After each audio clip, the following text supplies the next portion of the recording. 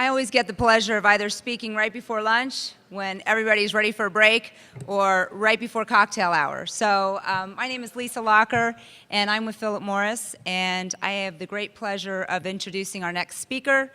And I would tell you that I think that you're going to be very engaged by his presentation and what he has to tell us.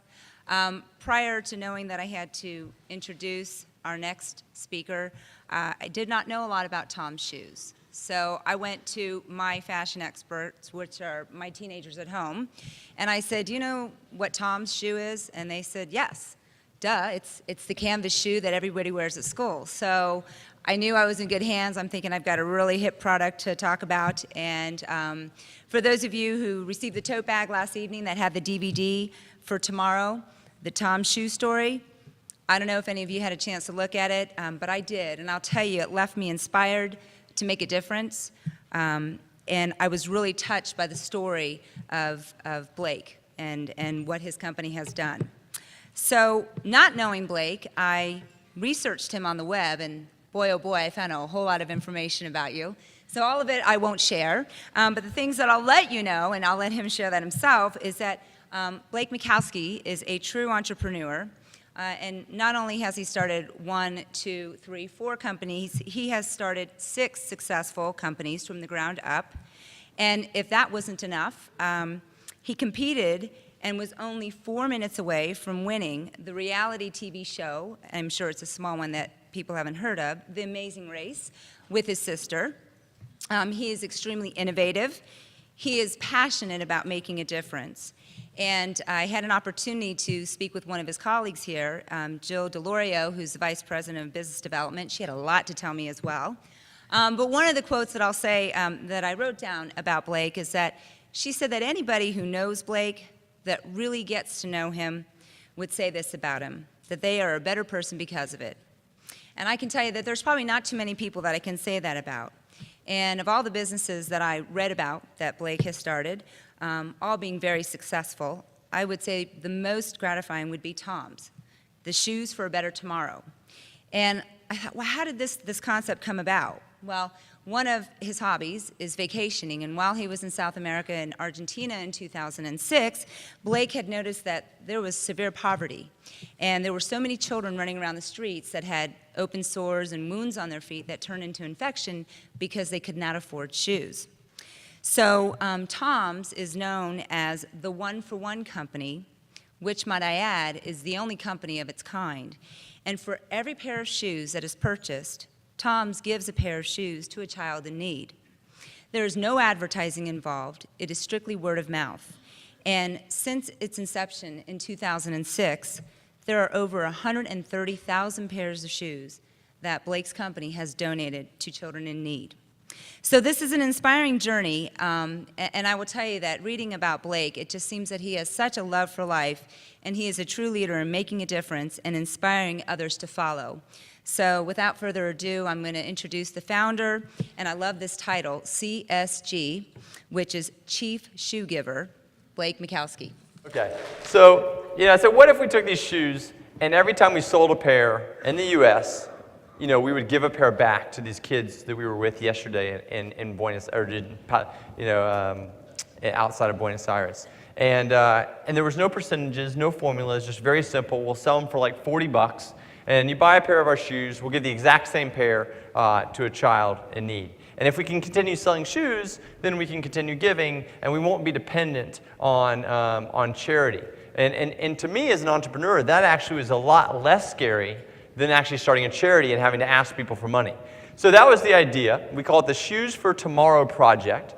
And we ended up making about 250 pairs of shoes, stuffed them in 3 duffel bags, and I headed back to the United States with these shoes and this crazy idea after my vacation. Now, I was going back to running a technology company that was doing quite well, so this is merely going to be something I was doing on the weekends and for fun. So I talked to a few of my friends when I got back to LA, and I told them about this idea.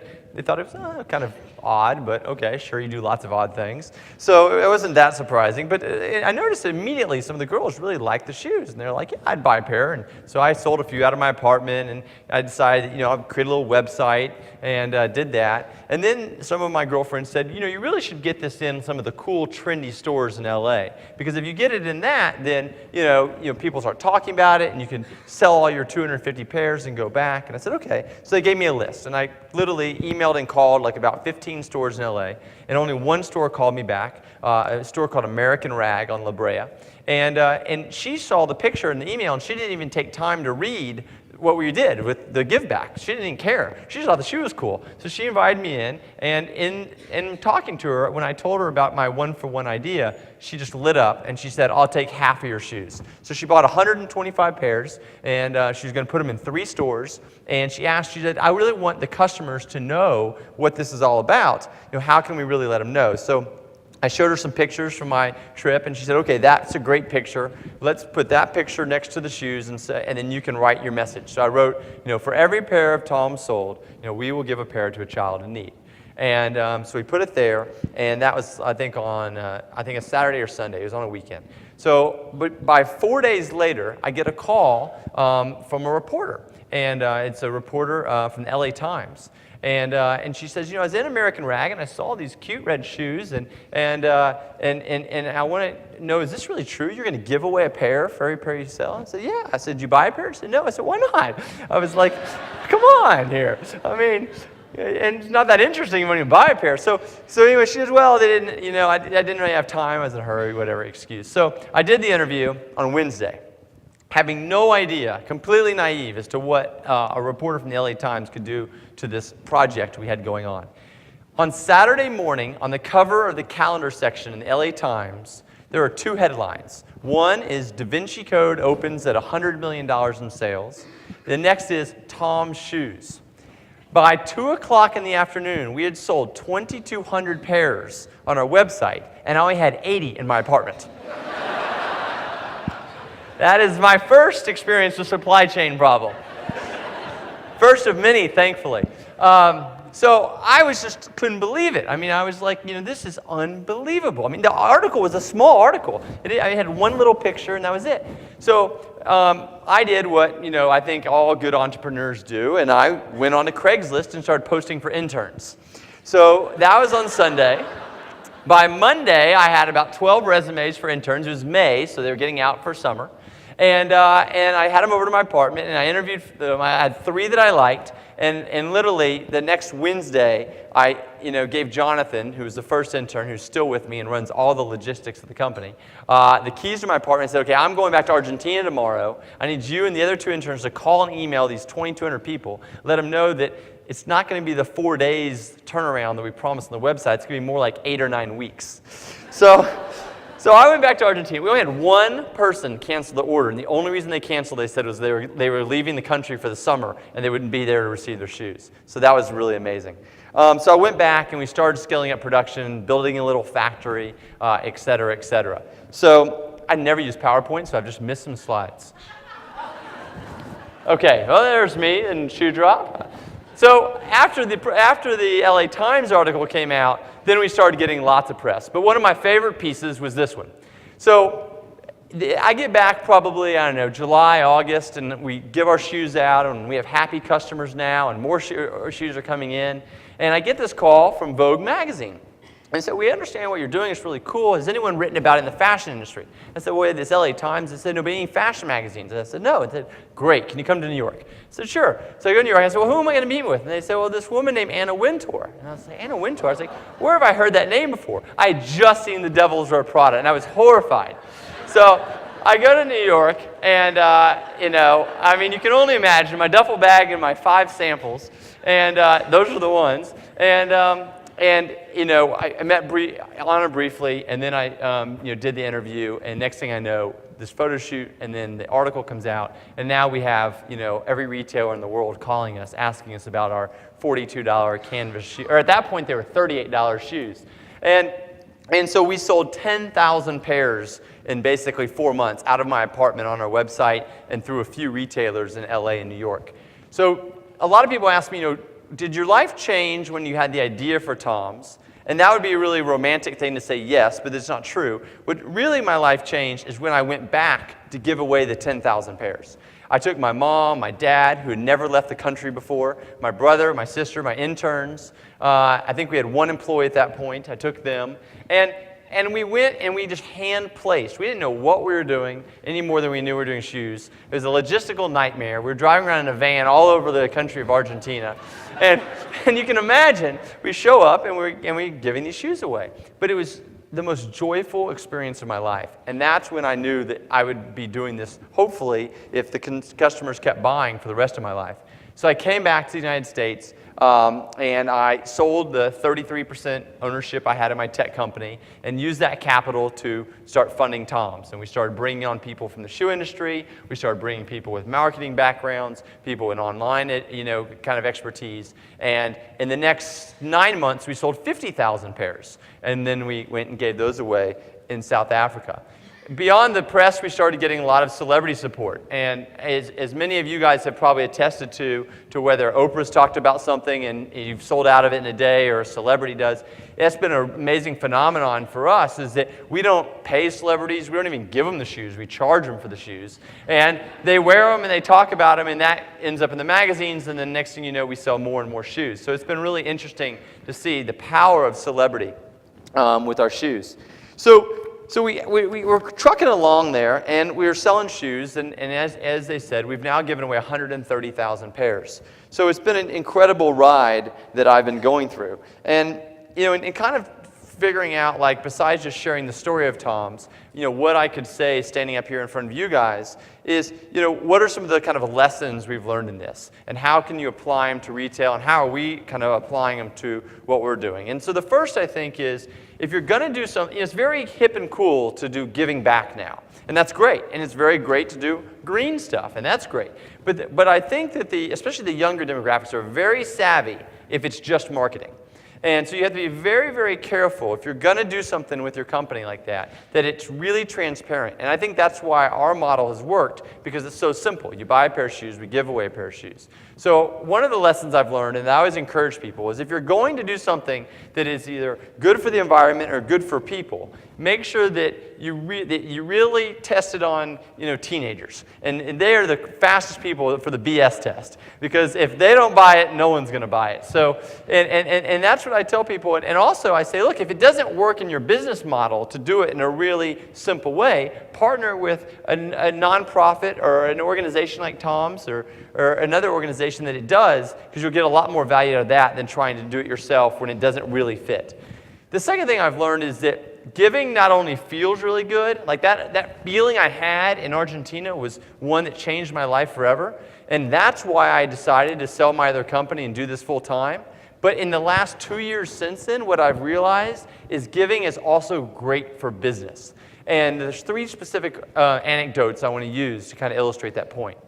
One of them is when you give in a significant way and in a transparent way, your customers become your marketers. It's unbelievable what people will go, the lengths they'll go to promote your product that aren't paid just because they believe in it. One of my favorite experiences was about 6 or 9 months after I started Tom's. I was in the JFK airport, and I was hurrying to catch a flight from working out or something. I didn't have my Toms on, so I had running shoes. And I normally always have Toms on, but I didn't this day. And I'm going up to the checkout counter, and I look down, and this is the very first time I ever saw someone besides my friends and family wearing Toms. And this girl was wearing a pair of red Toms. And so you can imagine how excited I was in New York City, and we're based in California, to see someone wearing Toms. So I tried to contain myself, and I said, "Excuse me, what type of shoes are those?"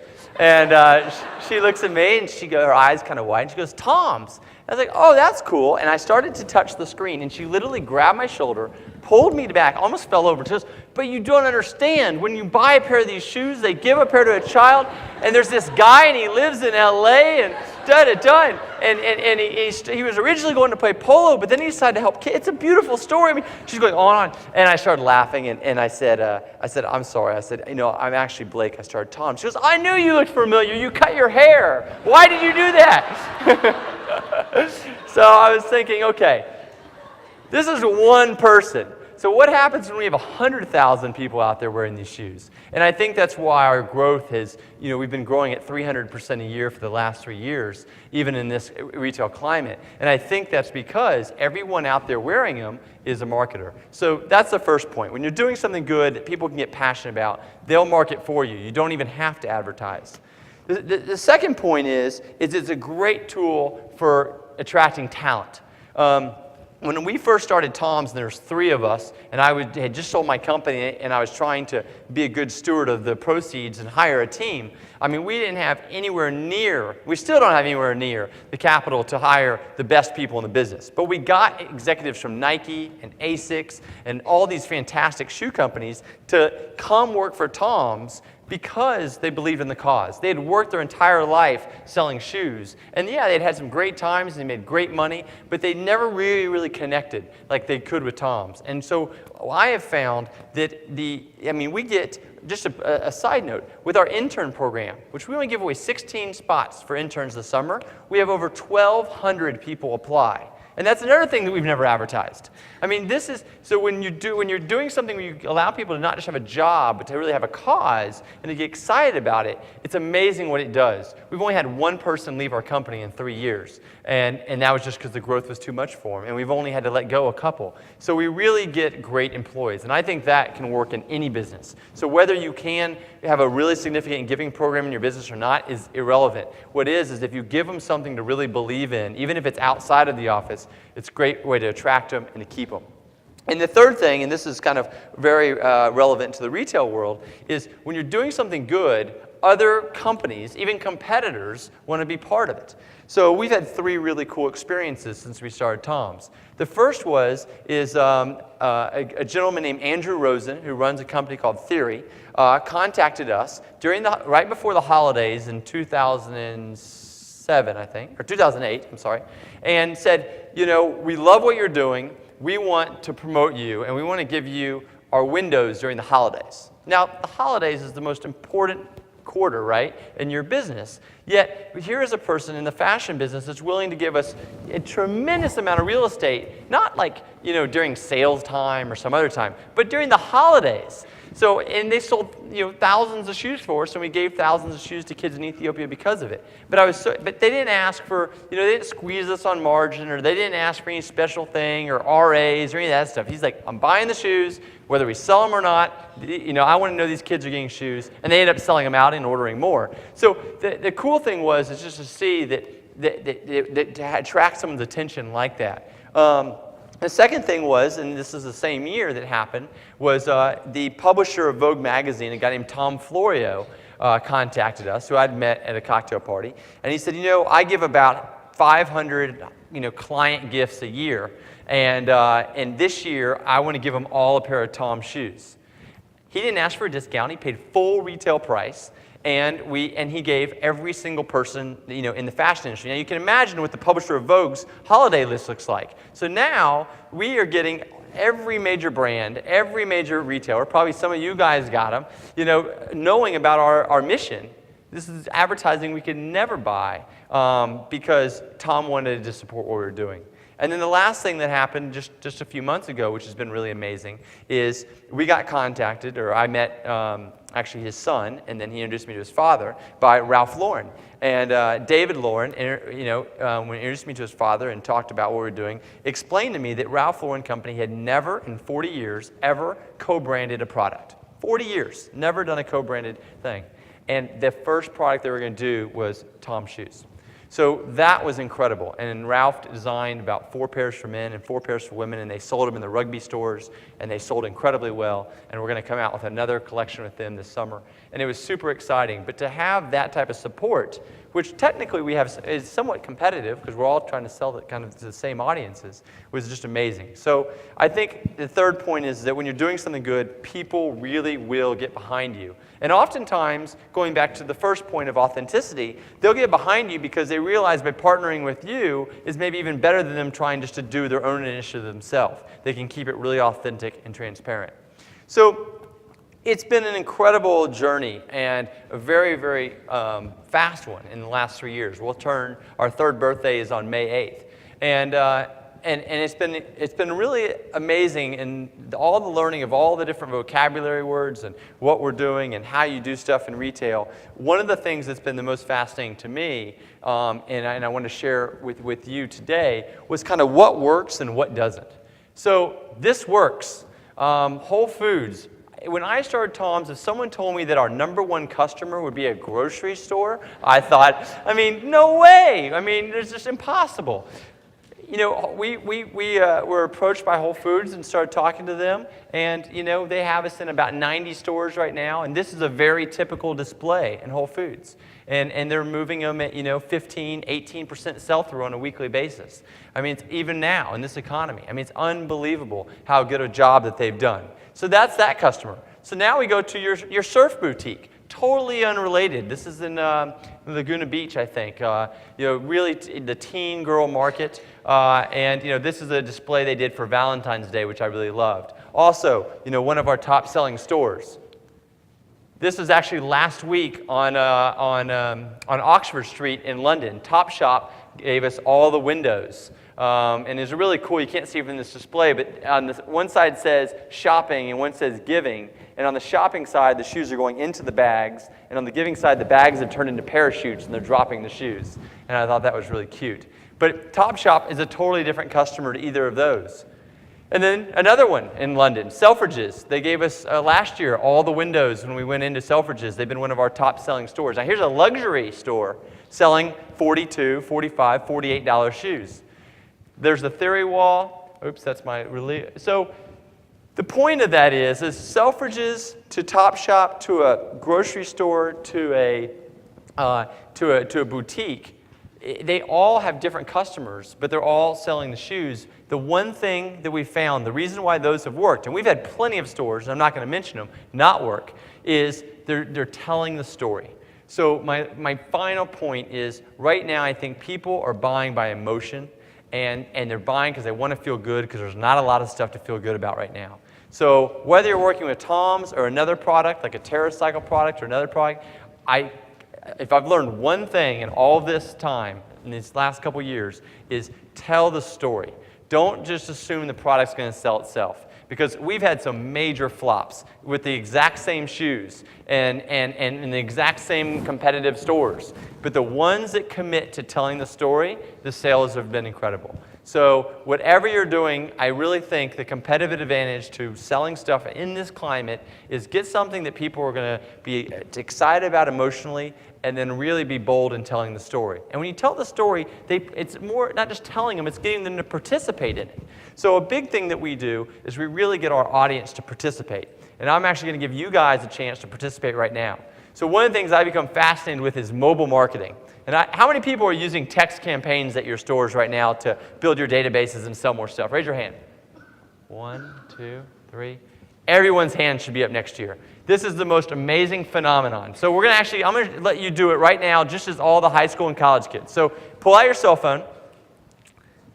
Don't worry, we're not going to spam you. This is only going to happen once. But we actually take volunteers on these trips to give away shoes with us. And it's one of the real joyful things that I get to do is I get to meet all these people who just simply bought a pair of shoes and then ended up coming with us.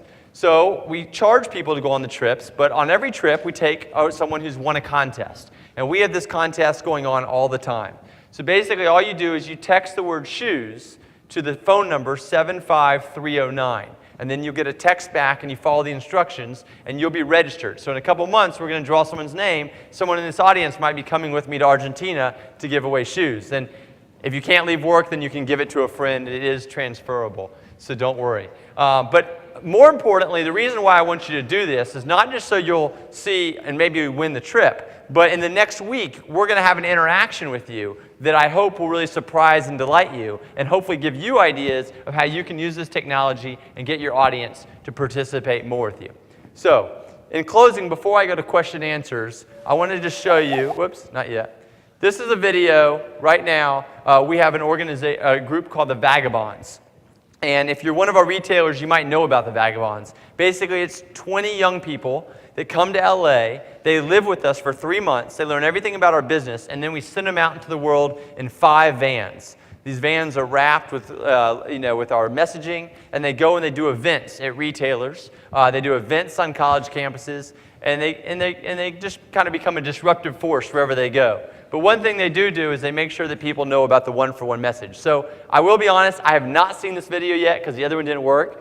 It's risky, but we'll see what they do.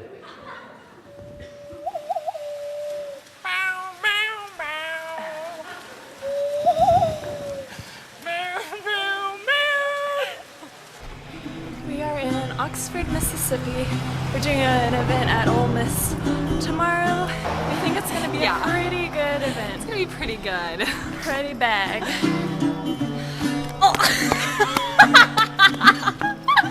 Well, my shirt, it just got spray painted this morning, and they're all going to be passed out to the volunteers today at the event. Come on, skinny love, just let's sing it. To pour a little soap we will never hear. My, my, my, my, my, my, my, my. Staring at the sink of blood across the mirror.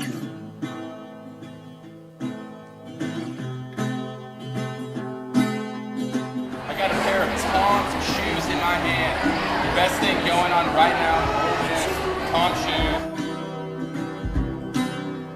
Cut out all the ropes and let me fall. My, my, my, my, my, my, my, my. 5,000 pairs of shoes to children. Right in this moment, this all is taught.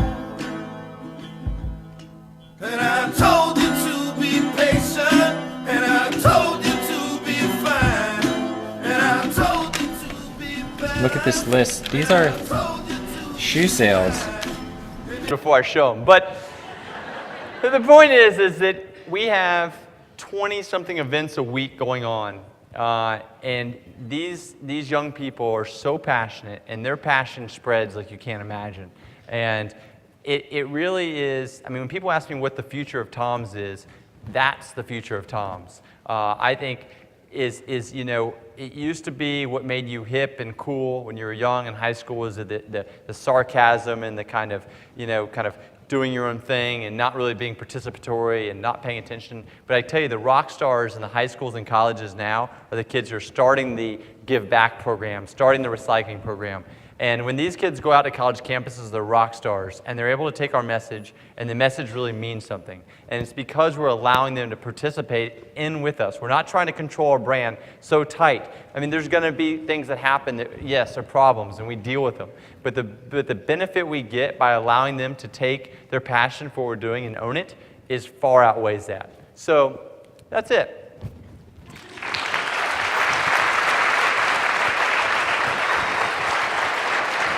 Any questions or answers?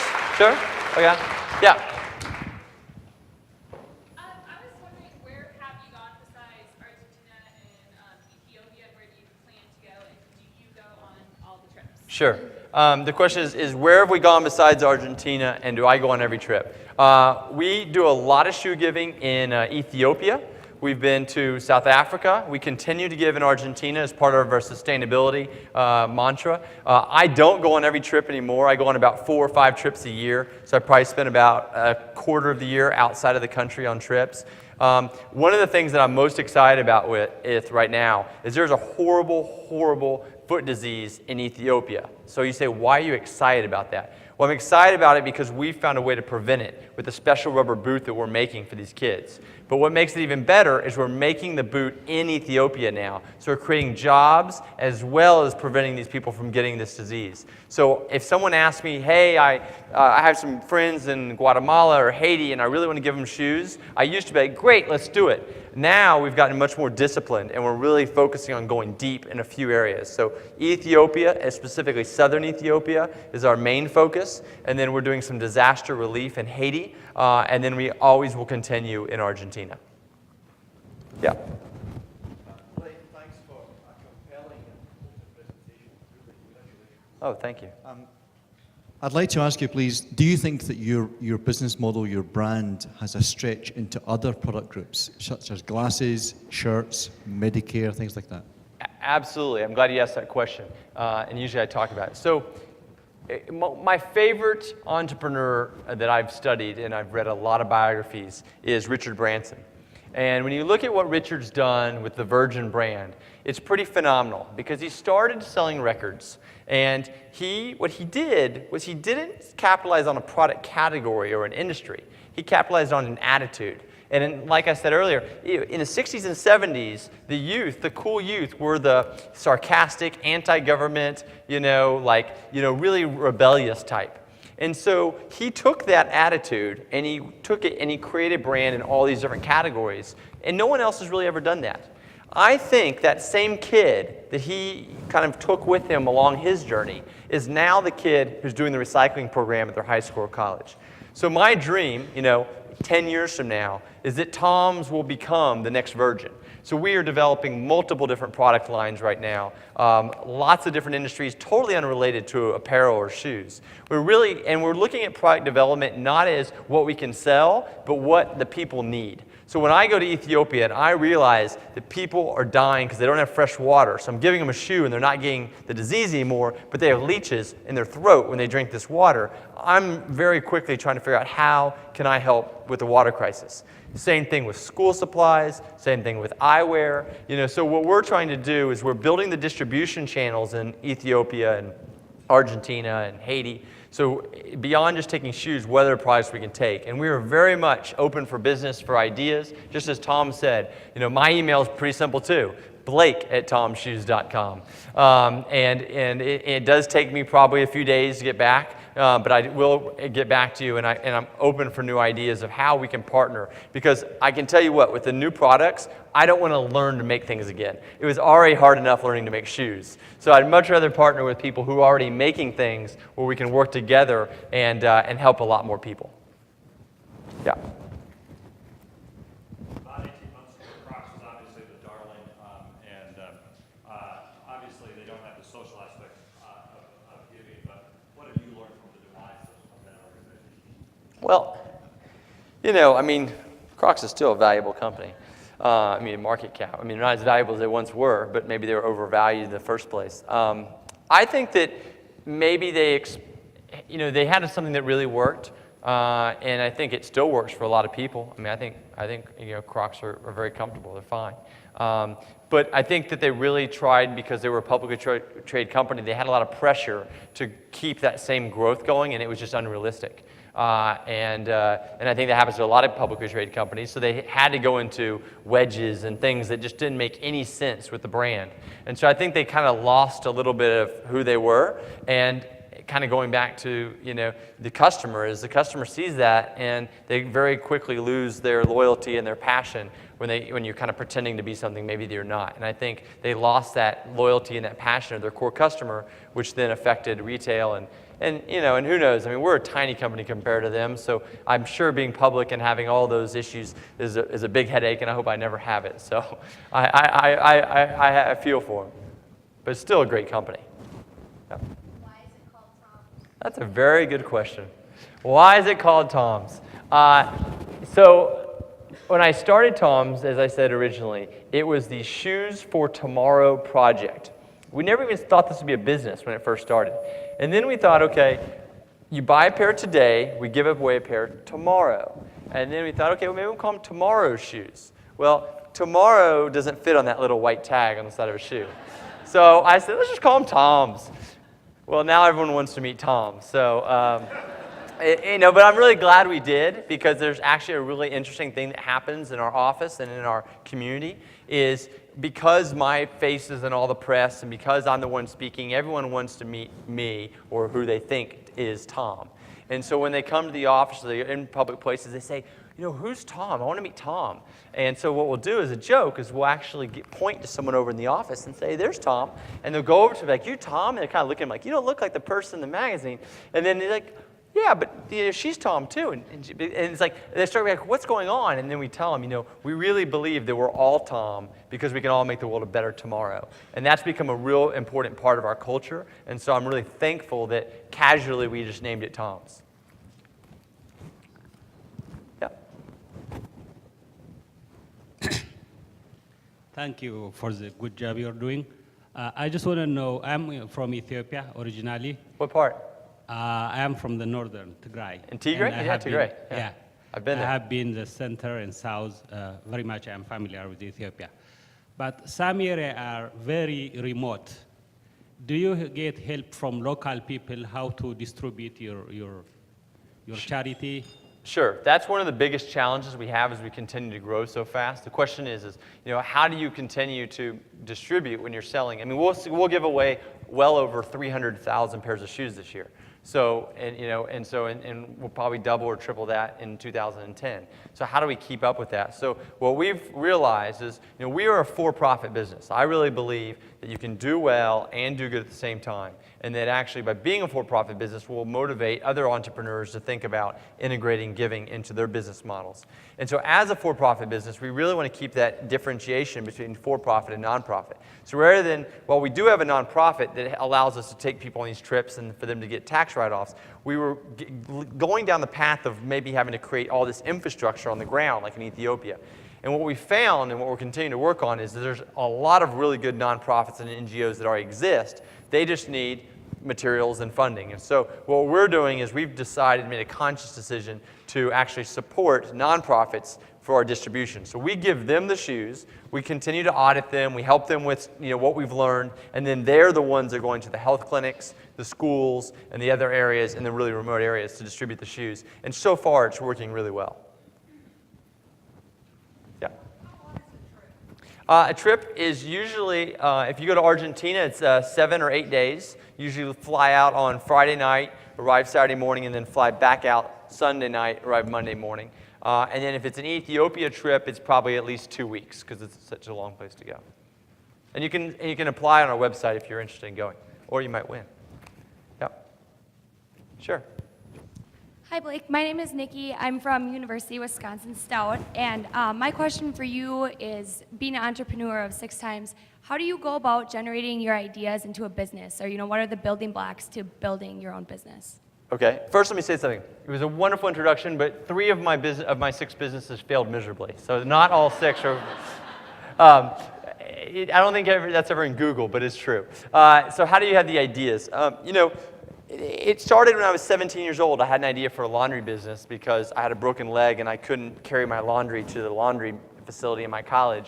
So then I realized other people didn't like doing laundry and it was pretty cheap to outsource it. So we started that and that started my fascination with being an entrepreneur. And so what I would say is if it's your first idea and you're in college or wanting to do an idea is really just do it. I mean, don't try to do all this focus grouping and testing and just see if you can get some form of a product out there or at least some form of an offer out there. I mean, one way that I love, a friend of mine, Tim Ferriss, who wrote the 4-Hour Workweek, he talks about how if you have an idea and you want to test it and you don't want to create a product, you just buy Google AdWords and you see how many people actually click on it to see if they're even interested in the idea.